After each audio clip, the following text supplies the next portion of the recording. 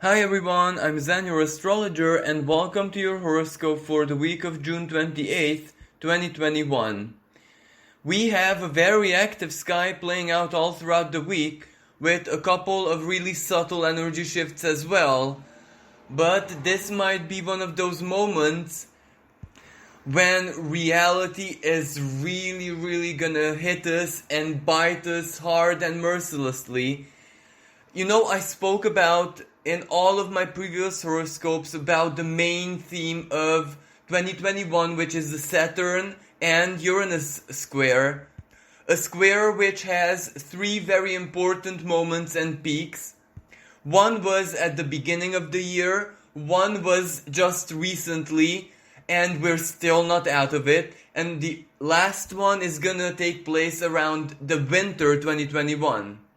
Now, it is absolutely true that the square perfected itself last week, and it did produce a lot of tension, a lot of conflict, a lot of restlessness. Events playing out on the world stage with the fires, explosions, the peak of crime rates, and of course, everything that has to do with media, Saturn in Aquarius, social media, the TV, the world of politics, all the conflicts, ideological battles, even the straightforward battle between different scientists, and that is pretty much empirical, that is evidence based, and if even they have a massive battle, and if even they cannot agree on empirical stuff, which can be measured and can be proven one way or another, and even if that is not, let's say, as objective as it can possibly get, well then imagine all the subtle things, all the subjective things, everything which just has to do with opinion, with perception, worldview, belief, etc. So this is where the tension is gonna get even stronger, because the perfection of the Saturn and Uranus square, that as I said has taken place just last week, well, that was the energy which basically opened the gate to the chaos to come forward. Basically, it was where the wool was pulled off our eyes, collectively speaking, of course, and now other power players are mixing in with this energy. And one of those power players which is becoming extremely active and an integrate organic part of this very strong square is none other than Mars. Mars in Leo, meaning that he is extremely potent, extremely strong, is capable to take any risk, it is extremely assertive, and this is where it's like a heart-based assertive energy. So when we feel anger or a strong desire, extremely, let's say, sovereign will in our heart, then of course we are gonna take action. A lot of commandment and respect to those people who can withstand this very strong inner call. And what this means is that, well, first of all, Mars is gonna square Uranus, which is always, extremely chaotic manifestation. May it be violence, explosions, unusual weather phenomenon, earth events, wind, storms, lightning, hail, everything that has to do with the destructive power of Mother Nature. Of course, this also represents, Uranus is extreme rebellion. Mars in the sign of Leo has also so much to do with rebellion in its own way. So you can imagine that these two power players are in conflict. Well, things are not gonna be easy to process, things are not gonna be easy to even behold, because it's not just chaos, it's violence, it is intolerance, it is, the volcano erupting, psychologically speaking. And when this psychological volcano is a species in its integrity, well, you can imagine how that will mirror, on one hand, in the lives of every individual, but at the same time in physical reality alike. And I don't like this doomy gloomy forecasts, but this is also one way, and one with a big probability that this energy is likely to play out. So crime rates are gonna spike, everything that has to do with anger, with rebellion, even it can go as far as the start of some kind of civil war, or not really civil war, it can be like the beginning of a conflict. Just let's take a look at what happened on the Black Sea, where Russia almost started an open conflict against the British destroyer or whatever it was. And if you recall the horoscope where I spoke about the total lunar eclipse in Sagittarius, I told you that what events are gonna take place on the world stage around the lunar eclipse, because that's the south node, so it is the karma that we really have to discard, overcome, etc. Those will become not just symbolic, but quite dominant in the weeks to follow. And what happened during the lunar eclipse? Well, it was the Israel airstrike, the barrage of rockets, etc., which in itself was symbolic, let's be honest with ourselves. But that already told us and warned us that, old conflict is still in the air, and chances are it is going to be this year around the moment when aspects are really tensioned in the sky, when the conflict is going to be more open. Now, under no circumstance does this mean true war, as in destruction, etc. But what that does mean that the conflicts need to find a resolution, so the two opposing parties, or let's say the multi-dimensional opposing parties, have to have a meeting, a moment of confrontation of any sorts, where they can, reach an agreement, or at least clearly in a very precise manner see the other party's perspective, point of view, and intentions. Now, to make this just a little bit deeper and heavier, this week Neptune officially goes retrograde. Well, Neptune in its highest qualities is the divine source. It is spirituality. It is fantasy, art, creativity. It is the Jungian expression of the higher self, our divine sparks, which are creators. Its lower expression, well, it is illusion, deception, lies, and let's alter reality on purpose, of course, to what we want it to be. In other words, there are certain philosophies which look at the world as the Maya, the grand illusion of all things. And when Neptune goes retrograde, well, according to that principle, this is where certain people who are extremely learned and skilled and, etc., have power over the illusion, so they make it what they want it to be. And this whole COVID situation and how different authorities, governments, world leaders handled it was a prime expression of that. They made the illusion be what they wanted it to be, and it didn't matter if someone or anyone could see through it. The truth was simply nullified. So maybe this gesture in itself is definitely gonna add to these very conflictual and assertive energies that we're stepping into. And of course, if this in itself wasn't enough, towards the very end of the week, Mars is gonna be joined by Venus.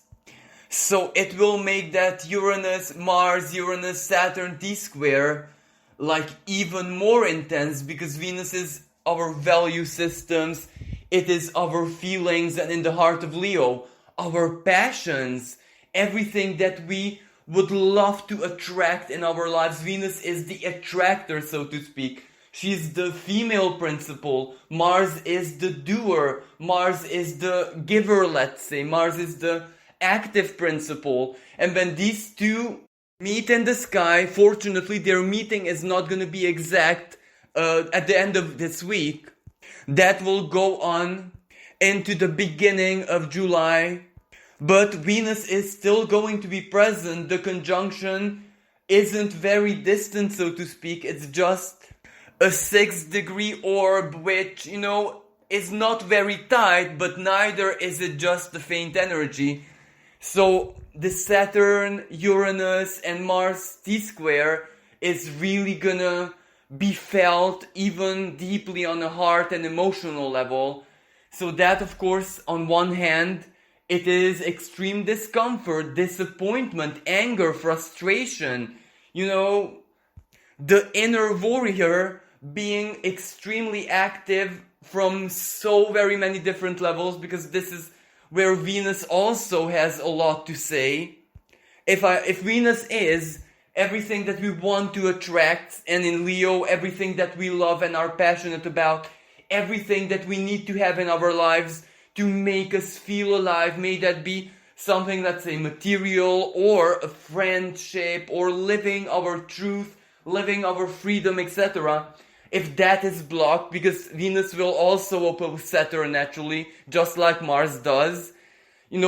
Saturn is the limitation, everything that prevents us from living our passions, all of that. So, this is really gonna be quite a savage energy. This is the most negative expression, of course, and this is what might happen more collectively than individually. Because, of course, individually there is always a potential for something positive to be born from this energy. Like, some people do need a very strong, conflictual, let's say, motivation to get out of their comfort zones, for example. Their discomfort within their comfort zones has to be so very severe that they will have no choice but to exit it. And this can be regarding a job, career, relationship, matters of love, matters of finances, anything that has to do with an area of life where this meeting of Venus and Mars takes place for you personally. It might be very tensioned, very conflictual, it might be uneasy, it might be a massive inner conflict, or like a vengeful depression, but not the drowning kind, where you just, are drowned and wishy-washy and don't have the strength to do anything, but rather the frustration kind, the Freudian kind of depression, which is deep, deep anger, and sometimes that anger is directed towards the self, because you might say, well, why am I not making a move? Why am I not, let's say, risking?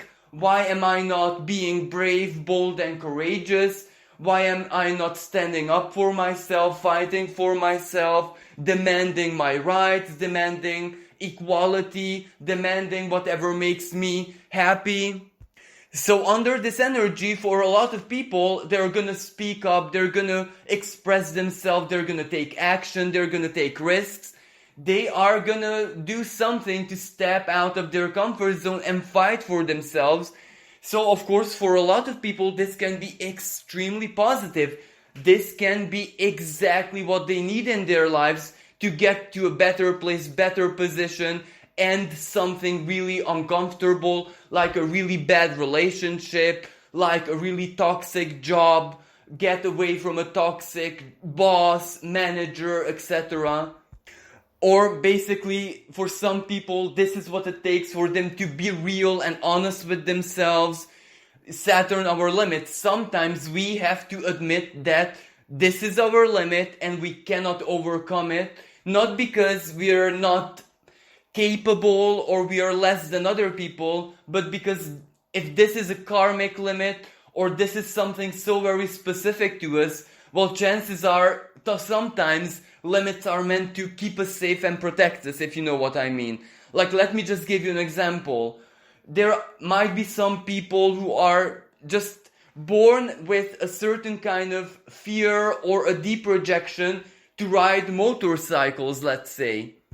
And for those people, sometimes overcoming this fear might actually lead them to understand in a very up close and personal way why they were born with this fear.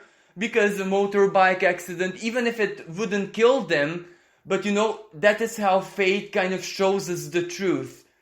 Don't get on a motorbike because that is something really bad for you specifically. You might love it, you might admire it, it might make you feel so much alive and free, etc. But because this is a karmic thing, don't do it. This is why you had the fear. But of course, this is just an example.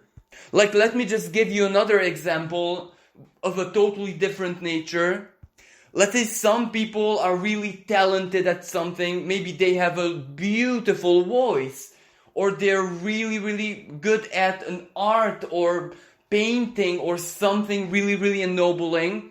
Yet they suffer and have done so all their lives from kind of social anxiety or anything which would limit them from using that talent. And of course, there is the choice. One can absolutely overcome their limitations, blockages, fears, and just immerse into expressing of that talent or whatever it is. And along the journey, they might find it that being in the public eye or having to do with people, being in the spotlight or center of attention, even if it's the most positive thing in the world, like praises and how good you are, how talented you are, applauses, rewards, and all of that, they might find it very intoxicating, very harmful for them. And ultimately, after they immerse into it, they will immediately kind of realize why they always had that strong inner blockage. It wasn't meant to stop them, it was meant to protect them from something very, very, let's say, harmful. And after people have this realization, of course, they withdraw and use their talents or skills in a way which doesn't cut through their inner blockage, but rather it navigates around it. Now, just let me build on the voice and singing example that I used earlier. A way to overcome this is, for example, someone tried to sing, and of course they had success and applause and everything, but that made them so depressed, and that just took away their self-confidence, because basically that was their trigger. It was not meant for them to live that in this lifetime, but they can, let's say, dedicate themselves to a choir or a charitable activity, or to be a music teacher, piano teacher, whatever. And this way, they live their truth and they do give an expression to their talent, but they cut off that which makes them unhappy, the spotlight and the communication. So this is one way how even this very heavy, conflictual, disruptive, destruction, basically, energy, personally can even turn to something really, really good. First of all, wisdom, profound knowledge of the self, profound understanding of one's karma, and the acceptance and embrace of certain limitations and blockages. Blockages can be seen as something heavy and uncomfortable, but let me just exemplify it with nature. A stag beetle, its armor, it's heavy, it limits the insect in so very many different ways. It makes the flight much harder to do, the extra weight, and of course the insect is not going to be the fastest insect and the most agile one, but at the end of the day, does it have, how many natural predators does it have because of its armor? So, sometimes limitations are actually our armors, and sometimes we are not meant to take them off. And to know the difference, well, that means profound self-knowledge and knowledge of where we stand in life, in the universe, in the human world karmically. Sometimes shyness and simply the lack of motivation to do a specific action, a thing, or to immerse into anything, even though you might be the most talented person at that specific domain, is actually the armor which tells you that it's not the talent which matters, It's what kind of person you are at the very core of your being. That talent might be the gift of the universe for you specifically to make you feel magical and wonderful and worshipped by the divine powers, and that cannot be shared. Because every time we share something, well, we become exposed to other people's egos, psyches, and they drain us. There are certain people who basically this is their life goal. This is what makes them happiest, to be in the spotlight and be drained. That's absolutely fine. But there are some people who just have to use their skills, their gifts just for themselves to make their life stories more magical than those people who are in the spotlight, if you know what I mean. And many times in life, it takes such a very assertive, almost cruel, unforgiving, ruthless, celestial energy for us to truly see who we are and to see the intention of the great divine source to us personally. Because many times in life, limitations and that which we cannot overcome, no matter how much we struggle and try, is actually a divine protection which stands tall no matter what. And the good part is, well, if you cannot break those limitations, no matter how much you try, then nothing exterior can do so. May that be an energy, a person, an entity, any kind of negative energy, whatever. That which you cannot break, nothing else can break as well. And that is usually a divine protection. And the Saturn in Aquarius, it is society, social norms, peer pressure, all of the illusion that society made real. Saturn is real down to earth. And when you believe Saturn is a principle, it is a power player which is very, very against illusion. So it doesn't like fantasy, it doesn't like make-believe, it doesn't like anything which comes from, the world of imagination. Saturn has to keep steady structures in order for the divine to exist in matter.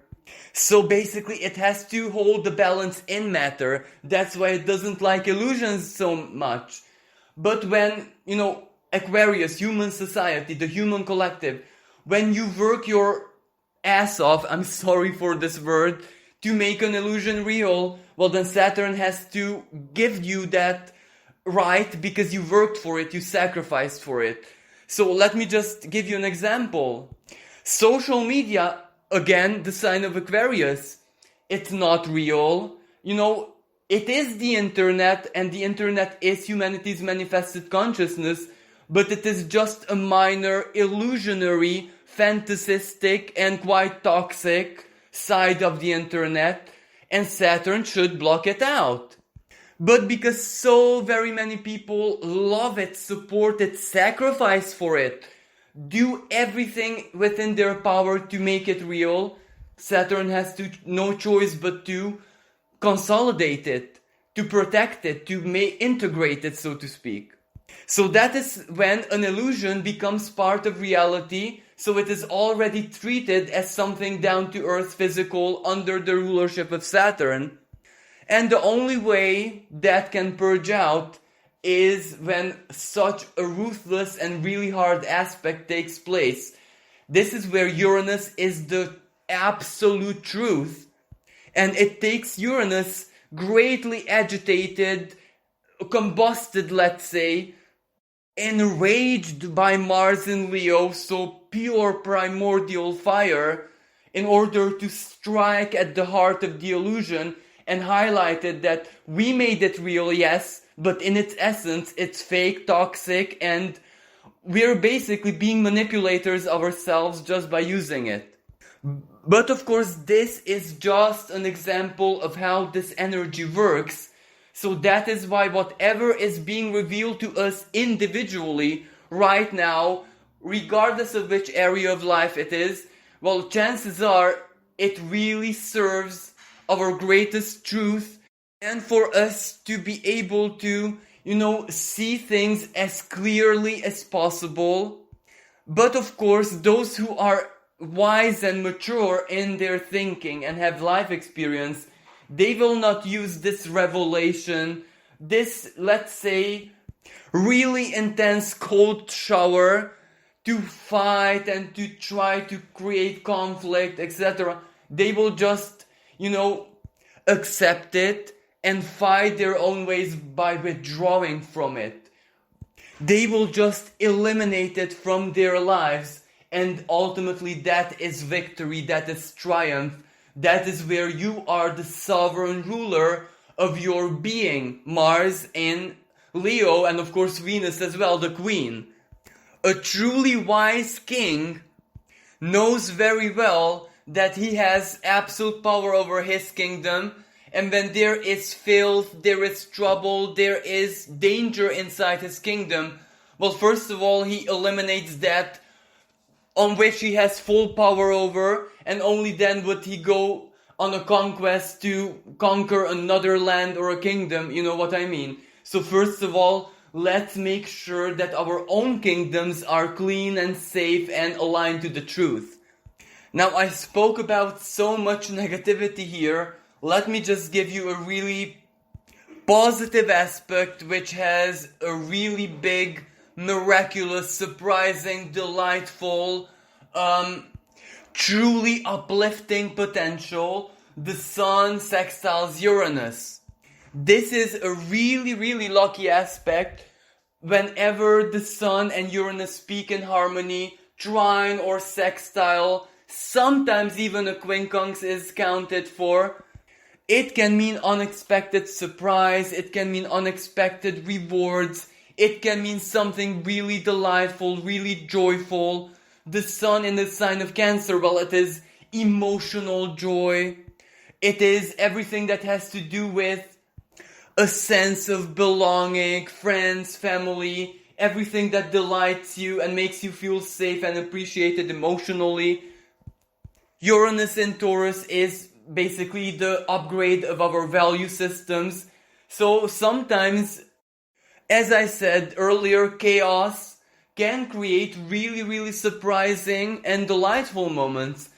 Uranus is definitely chaos, especially with the T-square. So if it ever was chaotic, then this is the moment when it's in full blast. But the sextile with the Sun, from that chaos, something truly beautiful and wonderful can be born as well. For example, a really, really beautiful gesture from someone who loves you, a present, a surprise, a new romance even, a new friendship. Something really positive returning from the past into your life. Or exactly when you felt totally lost, let's say materially, you were looking for a job and just nothing came up for you. Surprise and delight in a sudden, in a flash, in a lightning bolt moment, it just reaches you, it comes to you. You don't even have to look, someone just offers. Or you're walking on the street and there is this big wanted sign and you just look at it and someone comes out. Are you interested? So you don't even have to do anything other than be open to it. And at the same time, Venus also holds a quincunx with Jupiter. Now both Venus and Jupiter are planets of good luck, good fortune, blessings. Jupiter is the higher one, Venus is the lower one. And the quincunx is an unusual aspect because it links together two areas of life which have absolutely nothing to do with each other. So the energies of these two planets have to be, like it or not, good bedfellows, otherwise it turns into awkwardness. Yet even still, these energies are those of blessings. So one way this aspect can be interpreted is as surprise, unexpected surprise.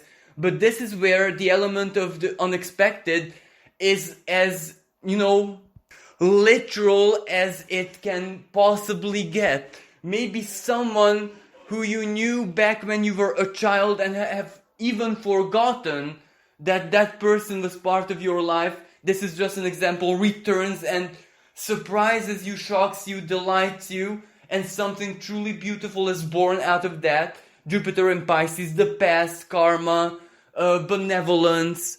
Nothing is ever forgotten. Venus is, especially in the sign of Leo, everything that our heart wants and needs and desires.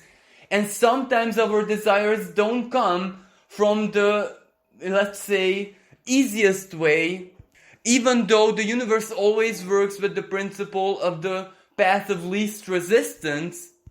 But sometimes it actually comes from places which logically, rationally, we would never ever in a million years expect. But of course it also has a not so pleasant expression as well. You know, this quincunx can be just a gesture, so be sure to take it as just a gesture. If it's a promise or if it's something too good to be true, just take it with a pinch of salt. Of course, be joyed and delighted that the universe did create a surprise moment for you. Just don't take it that very seriously. If it's yours, if it's something that you can actually integrate in your life there and then, well, then it's even better. Then it's a true surprise. But if it's just a gesture, then take it as just a gesture. Let it inspire you. Let it make you think positive things, smile, etc. Now, unfortunately, we have to get back to tension because Mercury just went direct not so long ago, and as it is very slowly moving out of shadow, it resumes its square with Neptune, but this time a Neptune retrograde. Now, what this means is, Mercury was an active part of the Gemini eclipse, which was about finding what we truly want, who we are, clarity and all the things that we were confused at, our path to the future, the North Node of course, and we had a lot of the sign of Gemini, dual information entering our lives. So we didn't know what was true, what was not true, we didn't even know what we wanted, we might have been stuck between two big choices, and at the end of this Mercury retrograde season, both of those choices were eliminated, so we might be still just hanging in the air, having not a single clue what our futures are gonna be like. Are we even gonna have a future? Or even if we found clarity already, like real solid practical information, we might not know how to execute it, how to get there, how to enable it, etc. And chances are this is a big mental work in progress. We may only have the true clarity that we need to move forward at the middle of July, or better said, the first half of July. It really depends on our personal situation. This is something that doesn't even necessarily depend on astrology. Everyone has a different pace and everyone has a different flow of information in their life, so it depends personally. But around that time, we can really draw the conclusions, and we are really gonna stand in from a place of really being found, knowing what we want, knowing what is real and what not, and what we can choose and what we have to necessarily eliminate. But in the process of that, because we are in the process of just filtering all the information and trying our hardest to draw conclusions, when Mercury squares this Neptune, well, that is an energy of deep disappointment, and sometimes it can even turn into depression. And I'm really sorry to say this, because before we see all the things that resonate and are good for us, or they hold a true, authentic, grounded, down-to-earth potential, we will see everything that is not gonna work out. And Neptune is our aspirations, Neptune is our highest principles, our dreams, everything that, makes us happy on a soul and heart level. And chances are, though many of those ideals or our dreams are gonna just drown in the Neptunian waters. But again, I say, this is necessary, because we are entering a time, and most importantly collectively, if we are caught in an illusion, it can be really dangerous for our futures. Not necessarily for the present, but our futures. Like, let me just give you an example. if someone is living a deep, deep illusion that the person in their lives is their soulmate or twin flame, or there's a big fated spiritual connection between them, which might be true purely spiritually. But if you decide to have a child, a baby with that person, and their human expression, the soulless soul, but the human they are as the human, is the worst possible parent, well then what are you gonna do? That is for the rest of your life. So this is why this very heavy disappointment energy is necessary to break up the toxic illusions. Sometimes in life, when the choices are extremely impacting for the future, like having a child with someone, starting a business with someone, leaving your home, your town, your family, selling your house or whatever, and just moving to somewhere totally unknown and just taking a big risk based on just a feeling, well, that needs a very strong reality check. Because if you hurt your own future like this by following a Neptunian daydream, well, you can imagine that will have severe repercussions, not just materially, but spiritually as well. If the universe, the divine, is paving your every footstep, pushing you, like it or not, into a certain direction, well, of course you're gonna give in to it. And of course you have every right to believe that this is your fate and destiny. But when the universe is silent and you're just seeing numbers and etc., something that your own mental power could easily influence, mind over matter. If you want to believe it, well, it will become real, but that doesn't mean that it's real for the divine, if you know what I mean. So this is why this energy is gonna be really bitter for some people, because the big fantasy they were living, especially spiritually or emotionally, is definitely gonna shatter. Or let's say another expression of this energy, maybe for you personally that spiritual path or whatever is truly part of your life, destiny, etc. But that partner you have who you thought was just like you, and all of a sudden they're not, well, you're not going to drag that person with you. You're going to do the right thing and just tell them that, look, I'm living this is part of me, but it's not really part of your life. So out of compassion, I have to leave you behind because I will doom you. So this is how this energy can play out. But of course, this is on every area of life, depending on where this Neptune and Mercury is for you in your chart. Like, let me give you an example from my own life, my own experience of how this energy would play out. But I say would because I'm an astrologer. I have to know before it actually hits me. So I'm an astrologer, and a lot of people comment that I'm talented, I'm this and that's absolutely fine. But they wrongly think because of my talent or the really hard work that I put into this, because this isn't the result of how blessed I am. This is where, when other people went to parties when I was a teenager, let's say, they went drinking, they went having fun, they had relationships. Well, I didn't. I was doing this. So it cost me my youth.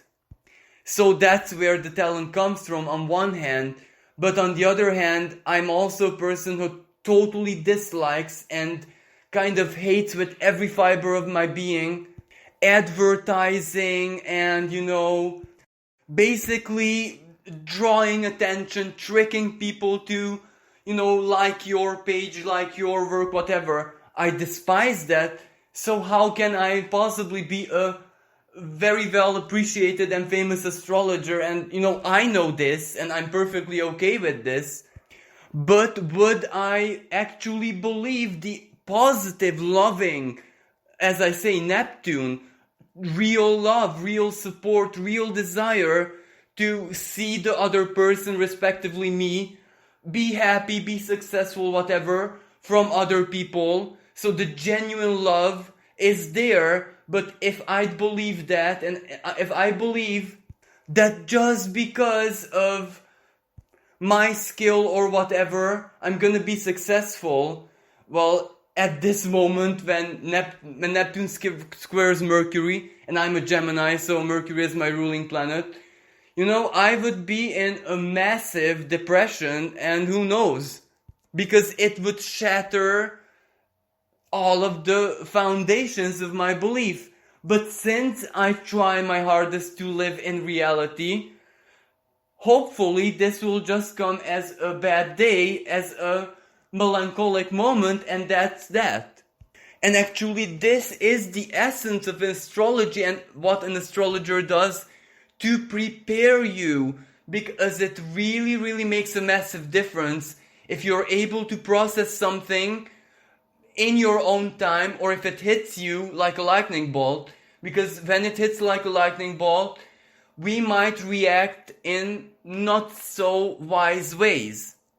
And the 30th of June might be one of these moments when the lightning bolt hits. Mercury squares Neptune, yes, but Neptune is conjunct the moon. The moon in Pisces is very, very strong, and it is perhaps one of the most strongest expressions of the unconscious power and everything that all the power and influence that it holds upon us. So the 30th of June can be a lightning bolt moment when the disillusioning actually saves you. It's not easy, it's not comfortable, it's not beautiful, it might be depressive, sad, etc. But it really sets you free.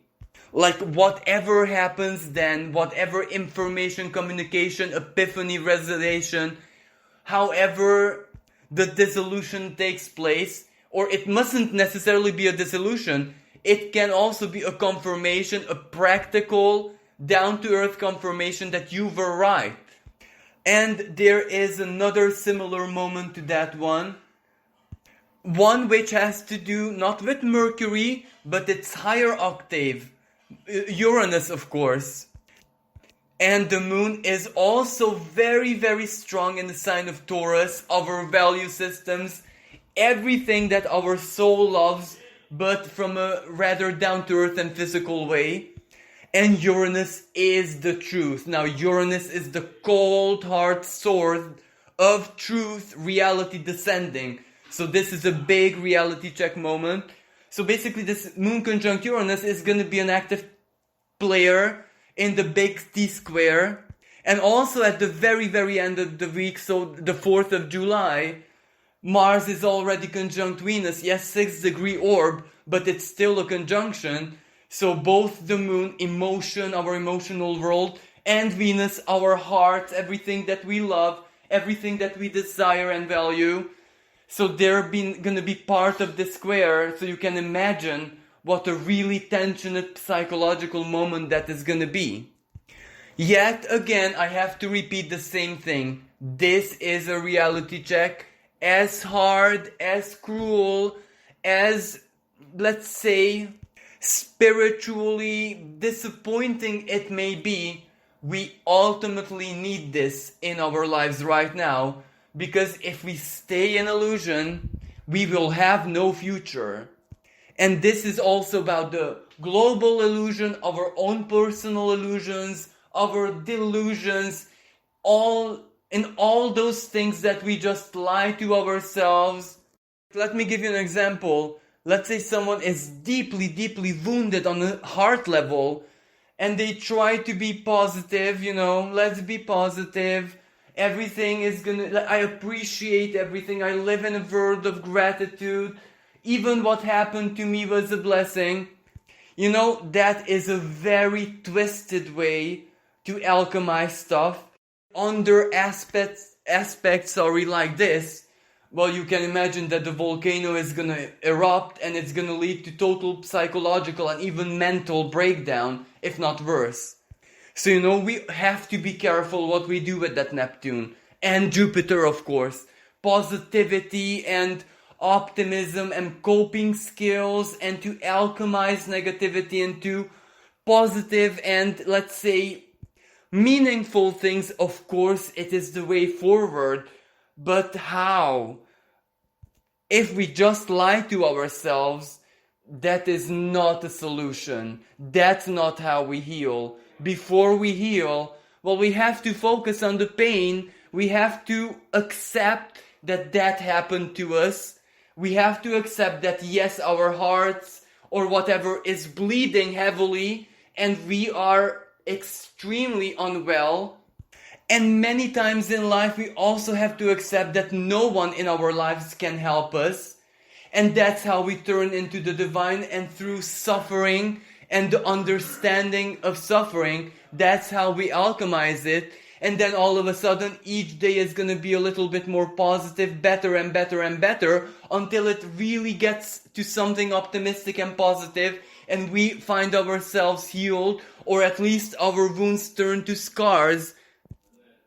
But just, lying to ourselves to be positive when it's actually against the very nature of the human being to be positive when you were stabbed in the heart, this is where we just have to do things in a very realistic way.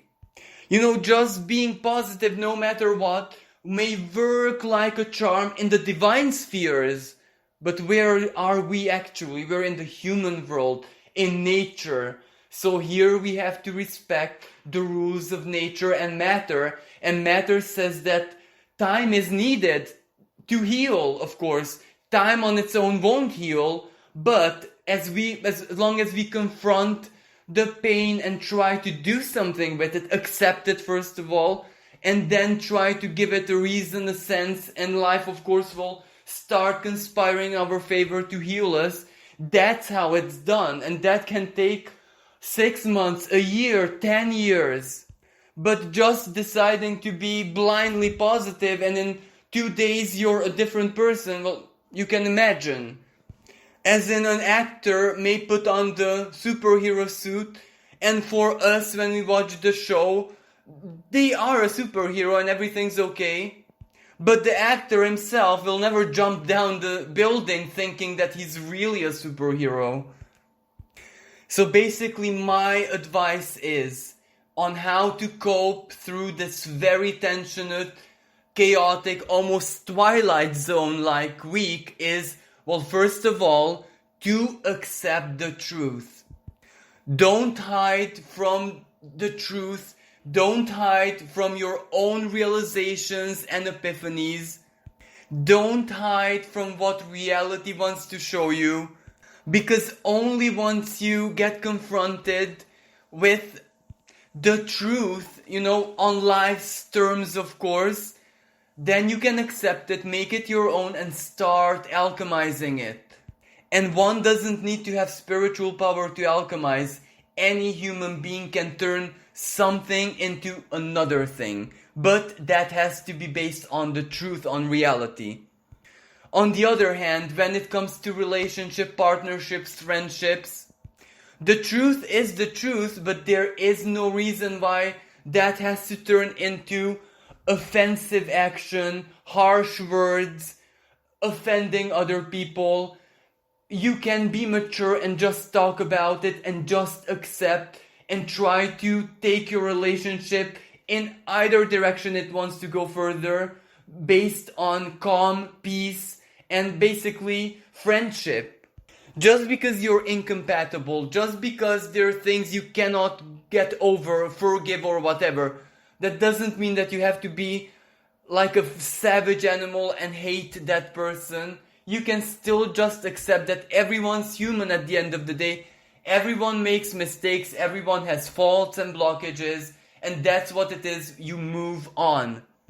When it comes to spirituality, because there is going to be a lot of disillusion and disappointment in that area of life, well, this may be a little bit harsh for me to say this, but the divine is infinite and almighty, and it doesn't need words, it doesn't need symbols.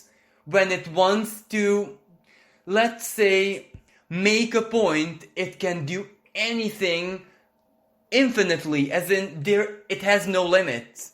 that which only remains a thought, an idea, a conspiracy, and has no divine presence in it, because the divine has to do something. It does have to manifest one way or another. If something is true, well, it has to have manifestation in it. Otherwise, it is just a thought and bye-bye. So, this will be one of those spiritual moments. If something real, is authentic, is true, well, prove it. And when I say prove it, not necessarily in an extremely practical or empirical way, but the divine is a living energy, basically, and it can react to anything, make it react, and the proof is there. If it doesn't react, well, that means that it's something else which should not be allowed to react, if you know what I say. So this energy, spiritually speaking, will sort a lot of people out. It will get them back into reality, in the sense that we're not here to dream about other dimensions. We're here to live our stories. We're here to learn our lessons. We are here to see who we are in flesh as well. And that doesn't need us to necessarily be aware of 10 trillion other dimensions, because we are not at that stage yet. So let's be honest with ourselves. And of course, like always, reality is what you choose. Reality is what you make of it. All the global chaos, the violence, the conflict, the battle of the ideologies, and even science, morality, religion, all of the aspects that are really, really upsetting the delicate balance of our world right now. While promoting it, fearing it, focusing on it, living it, well, you're making it stronger. Detach. You are here to live your life story and existence. And if you're not fatedly caught up in it, well, then do whatever makes you happy and feel alive with your life. That is not your conflict. That is not your world. That is not your home. That is their home, the politicians and the world leaders. Your home is nature, maybe your town, your local community, and live your life there as blessed and happy and as empowered as you can possibly manage this. It only becomes your world, your home, if you choose it. So if it becomes too much, turn the TV off, shut the internet down, and just live your life, because in nature, none of that exists. That is just one suggestion. And regarding the Mercury and Neptune square, again I say, it really doesn't matter what the general truth is, what's happening in the world, what's happening even with the spirit, with whatever war might be going on out there. You're here to experience this existence, and you're definitely not part of that.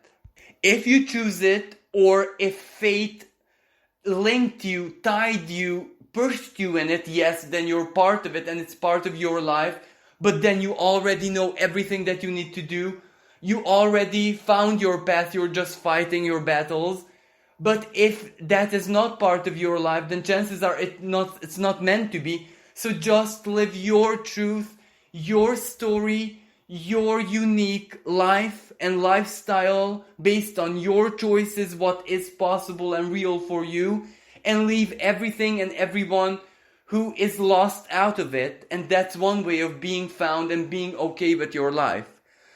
So this is what I have to say about next week. I'm really sorry that it's not the best of news, but as I said, chaos always has a creative, a surprising, a delightful and magical side to it. And what we resonate with is what we're gonna get.